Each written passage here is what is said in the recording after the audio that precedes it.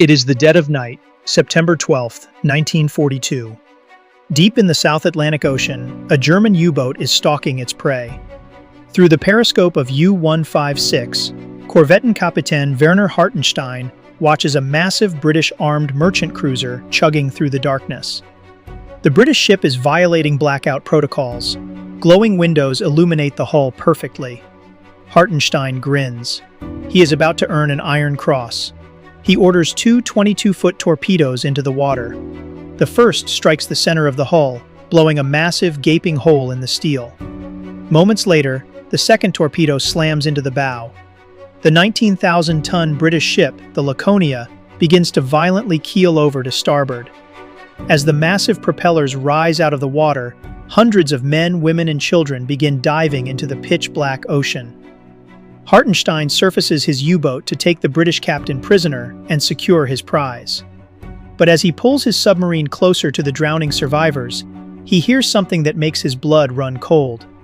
The drowning men are screaming for help, but they aren't screaming in English. Aiuto! Aiuto! They are screaming in Italian. Hartenstein has just triggered one of the most bizarre, tragic, and morally complex system glitches of the Second World War. What happens over the next 5 days will result in a Nazi commander defying military logic to save his enemies, and the United States military making a decision so brutal it changed the rules of naval warfare forever. This is the story of the Laconia Incident. Hartenstein orders his sailors to drag two of the screaming men out of the freezing water. They are dragged up to the conning tower, shivering and terrified. "Italians! Prisoners!" they plead. A chilling realization washes over the German captain. The British ship he just sank wasn't a standard troop transport. It was a prison ship. Crammed into the cargo holds were over 1,500 Italian prisoners of war, Germany's own allies along with hundreds of British soldiers, and British women and children. Military logic in 1942 was simple. A U-boat sinks the target, leaves the area immediately to avoid retaliation, and lets the survivors drown. Every minute Hartenstein stays on the surface, he risks his entire crew. But Hartenstein refuses to leave. He orders his radio operator to send an unprecedented message back to German High Command, requesting permission to conduct a massive rescue operation. While Hartenstein waits for a reply, the survivors are fighting a losing battle. Able seaman Jim McLaughlin had managed to slide down the deck of the sinking Laconia and swim to a floating wooden raft. The next morning, as the brutal Atlantic sun bakes his salt-covered skin, a massive barracuda glides beneath him and tears a chunk out of his calf. Jim is bleeding, starving, and surrounded by circling predators. Suddenly, he hears the deep, vibrating thrum of diesel engines. A massive gray German U-boat cuts through the water toward his tiny raft. Jim thinks it's an execution squad. He prepares to die as a German sailor steps to the bow. But the sailor doesn't grab the machine gun. He grabs a rope, hurls it at Jim, and shouts, "Catch, Englishman!" Hartenstein had received permission from High Command to rescue the Italians. But when Hartenstein looks at the water, he doesn't just see allies and enemies, he sees human beings. He begins dragging everyone aboard. "Ah, Royal Navy," a German sailor smiles as he pulls Jim onto the deck. "Well, we couldn't just leave you in the water." Over the next few days, U-156 transforms into a bizarre, floating refugee camp. Hartenstein packs his submarine to the absolute physical limit. Hundreds of survivors, Italians, British soldiers, Polish guards, and British women and children are crammed into the torpedo rooms, the engine compartments, and completely cover the exterior deck. Because the submarine is overflowing, Hartenstein lashes 4 massive lifeboats to the back of the U-boat, dragging them behind like a train.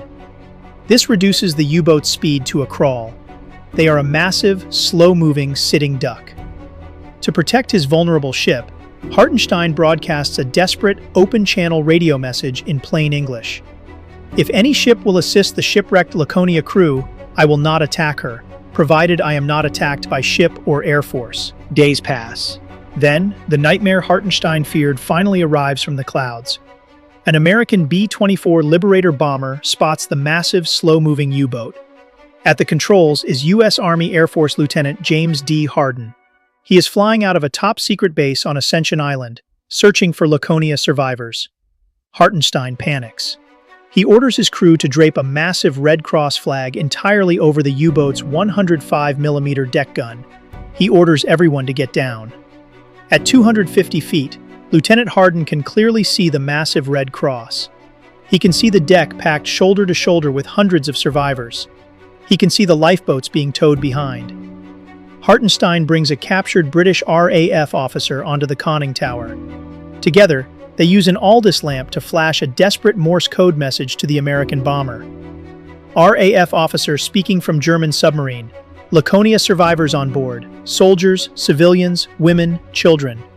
But there is a fatal communication glitch. The American bomber crew is not properly trained in reading lamp signals. The only word they manage to decode is German. Lieutenant Harden radios his base. He explains the bizarre situation: a U-boat towing lifeboats, flying a Red Cross flag, with hundreds of people on deck. He asks for orders. Back at the base, Captain Robert Richardson faces a brutal dilemma. The U-boat is dangerously close to their top-secret airfield. He assumes the Red Cross is a Nazi trick. He decides he cannot risk a German submarine surviving. His orders crackle over the radio. Sink the sub at once. Harden banks the heavy B-24 Liberator and drops into an attack run. On the deck of the U-boat, British soldiers jump up and wave their arms frantically, trying to wave off their own allies. It doesn't work. The bomber screams overhead, dropping depth charges. The first bombs miss, splashing water over the terrified survivors. Hartenstein realizes he has been betrayed. If the U-boat doesn't crash dive immediately, his entire crew will die. But he can't dive while towing the lifeboats, and he can't dive with hundreds of people on deck. He makes the agonizing choice. Cut the lifeboats loose! A German sailor frantically hacks at the thick tow ropes with an axe. Before he can cut them all, the Liberator returns. A bomb scores a direct hit on one of the lifeboats, instantly vaporizing the survivors inside. The next bomb detonates directly underneath the U-boat, lifting the massive steel hull out of the water and rupturing her batteries. Poisonous chlorine gas begins filling the submarine. Hartenstein screams the final order. Out! Out! Everyone out! The survivors dive back into the predator-filled ocean as the U-boat begins to slip beneath the waves. Jim McLaughlin finds himself back in a lifeboat, watching the chaos. Hartenstein leans out of the conning tower one last time, shouts navigational headings for the coast of Africa, salutes his former prisoners, and seals the hatch. U-156 vanishes into the deep. It took Jim and the remaining survivors 24 agonizing days to reach land in Africa. Out of the 2,800 people originally aboard the Laconia, less than half survived. Captain Hartenstein and the crew of U-156 were killed in action just a few months later. But the American attack on a rescue mission had massive, dark consequences. When Admiral Karl Donitz, head of the German U-boat fleet, learned that the Americans had bombed a U-boat flying a Red Cross flag during a rescue operation, he issued the infamous Laconia Order. It strictly forbade any German U-boat commander from ever attempting to rescue survivors of sunken ships again. The ocean, which had previously held a tiny shred of chivalry, became a ruthless, absolute killing field. The Laconia Incident is a haunting reminder of the moral chaos of war. It is the story of a Nazi commander who risked everything to show humanity, an American pilot ordered to ignore it, and the innocent people who paid the price when the rules of war completely broke down.